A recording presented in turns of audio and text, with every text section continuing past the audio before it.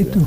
Iya, pemirsa masih bersama kami dalam Newsroom dan masih membahas terkait makna perayaan Natal.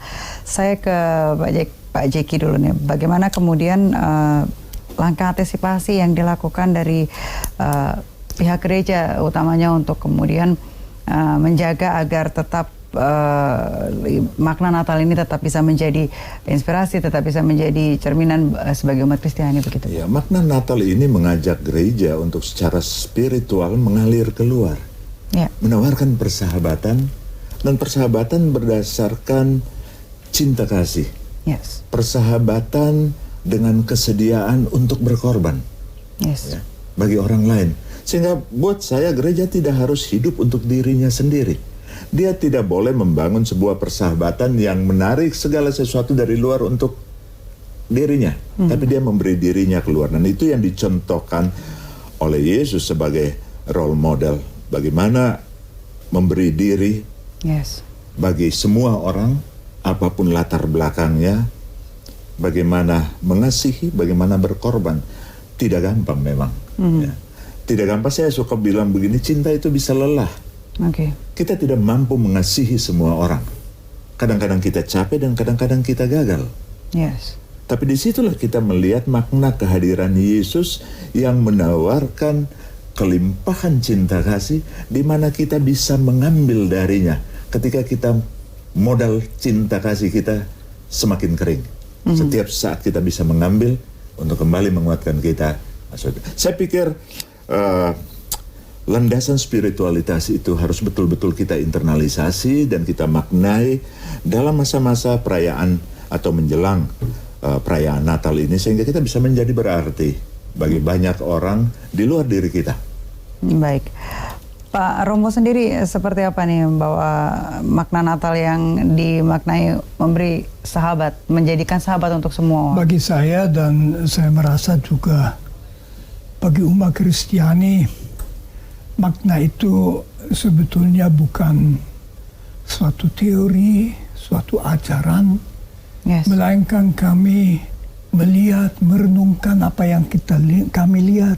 Kami melihat bayi Yesus kecil baru lahir di tempat yang sangat sederhana menurut Injil, tempat makan ternak, dengan orang tua yang miskin juga terancam. Dan bayi itu, bagi saya menarik, bayi itu total tergantung dari kebaikan orang lain. Bagi umat Kristiani, nama Yesus itu adalah Immanuel. Allah beserta kami. Jadi tidak masuk dalam bentuk mentereng, tidak masuk dalam bentuk kuasa, tidak memukul meja, tetapi dalam bentuk bayi yang memerlukan 100% kasih dan pemeliharaan ibunya dan ayahnya yang sejak kecil sudah juga dimusuhi. Kami baca di Injil Matius bahwa Herodes Raja mau membunuhnya, tetapi itu tidak menimbulkan kebencian, tetapi tetap berarti kami memuji Tuhan, damai dan berkenan pada Tuhan. Jadi melihat umat kita, melihat Natal itu sesuatu yang membuat hati tentram, memperkuat perasaan-perasaan baik supaya jangan mengizinkan kejengkelan dan sebagainya naik. Baik. Pak Jeki, terakhir untuk closing kita terkait perbincangan kita pada hari Natal ini, makna perayaan Natal menjadi hiduplah sebagai sahabat bagi sesama. Kemudian nanti dilanjutkan oleh Romo. Silakan Pak Jeki. Apa yang ingin saya katakan pada bagian terakhir, ya, internalisasi makna Natal itu dan mengalirlah. Mengalirlah di dalam kesediaan untuk memberi diri secara penuh, karena itu yang tidak murah saat ini. Ya.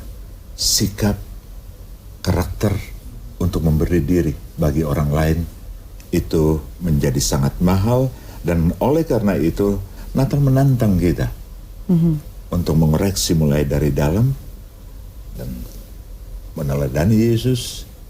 kita masuk di dalam realitas kemanusiaan, kebangsaan, kegerejaan dengan sikap memberi diri sebagai sahabat. Menjadi sahabat bagi semua orang untuk menguatkan persahabatan sebangsa. Saya kira itu menjadi penting saat ini. Baik, Romo mungkin closing statementnya terkait perbincangan kita hari ini, Romo. Saya mengajak kita semua untuk membuka hati supaya sinar kasih